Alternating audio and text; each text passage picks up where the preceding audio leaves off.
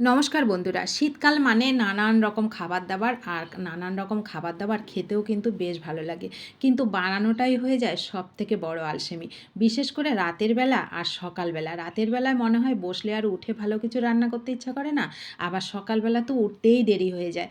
তো আমি বলবো, এরকম লোভনীয় হেলদি রেসিপি যদি তোমাদের জানা থাকে, তোমাদের দেরি হয়ে গেলেও কোনো রকম কিন্তু চিন্তা করতে হবে না। তো দেখো, কোনো রকম তেল মশলা ছাড়া এই খাবারটা আজকে আমি তৈরি করব। দেখবে তোমাদেরও খুব ভালো লাগবে, আর তোমরাও বানিয়ে খেতে পারবে খুব কম সময়ে। হাতে মাত্র 5 থেকে 10 মিনিট সময় থাকলে তোমরা এই লোভনীয় রেসিপিটা কিন্তু তৈরি করে খেতে পারবে। তো আমি প্রথমে একটা বড় বাটি নিলাম, 1 বাটি চালের গুঁড়ো নিলাম। তোমরা কিন্তু এখানে আটা কিংবা ময়দারও ব্যবহার করতে পারো, আবার চালটাকে ভিজিয়ে রেখেও ব্যবহার মানে পেস্ট করেও ব্যবহার করতে পারো। তো স্বাদ মতন লবণ, একটা ডিম, 1 চামচ চিনি দিলাম স্বাদের ব্যালেন্সের জন্য। শুকনোভাবে আগে মেখে নিলাম ডিমটাকে।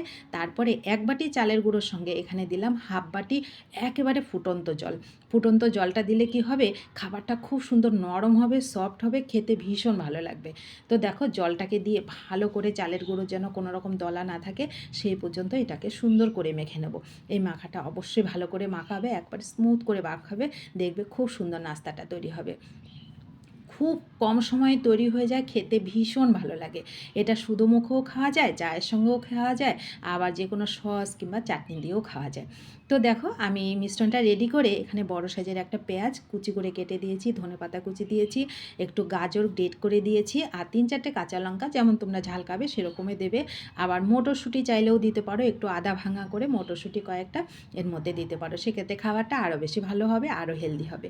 কোনো রকম মশলা কিন্তু আমি এখানে ব্যবহার করিনি, আদা কুচিটাও ব্যবহার করিনি, তোমরা চাইলে করতে পারো।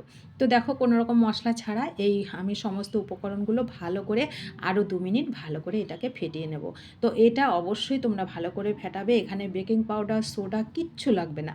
তো দেখো কতটা ঘনত্বের হয়েছে, তোমরা দেখলেই তো বুঝতে পারছো। চামচটাকে এবার আমি তুলে নিলাম, নিয়ে এদিকে গ্যাসটা অন করে আমি একটা তাওয়া বসিয়ে হাই হিটে তাওয়াটাকে ভালো করে গরম করে নেব। তারপরে একটা শুকনো কাপড় নেবো, একটুখানি জলের ছিটা দিয়ে ভালো করে কাপড় দিয়ে এই তাওয়াটাকে আমি মুছে দেবো, একদম সুন্দর করে মুছবে, তাহলে এটা ওঠাতে আর কোনো রকম অসুবিধা হবে না, কোনো রকম তেল ঘি বাটার কিচ্ছু লাগবে না।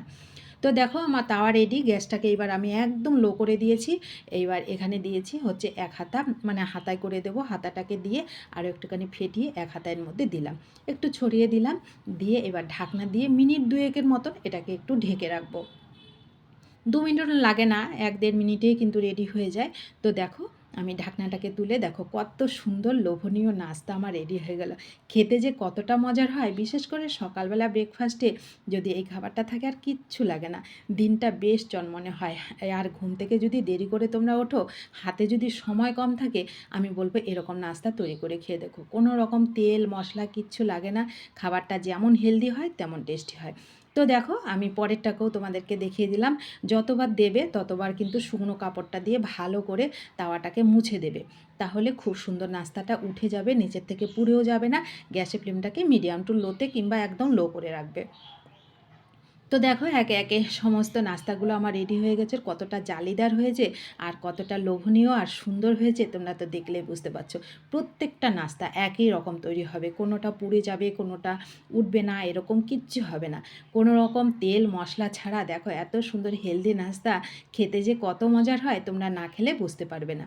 তো যারা খেয়েছে তারা তো জানবে, যারা খাওনি তাদেরকে অনুরোধ করছি, একবার সকালবেলা ব্রেকফাস্টে হাতে সময় কম থাকলে কিংবা ঘুম থেকে উঠতে দেরি হয়ে গেলে একবার এই নাস্তা তৈরি করে খেয়ে দেখো, আশা করি তোমাদেরও ভীষণ ভালো লাগবে।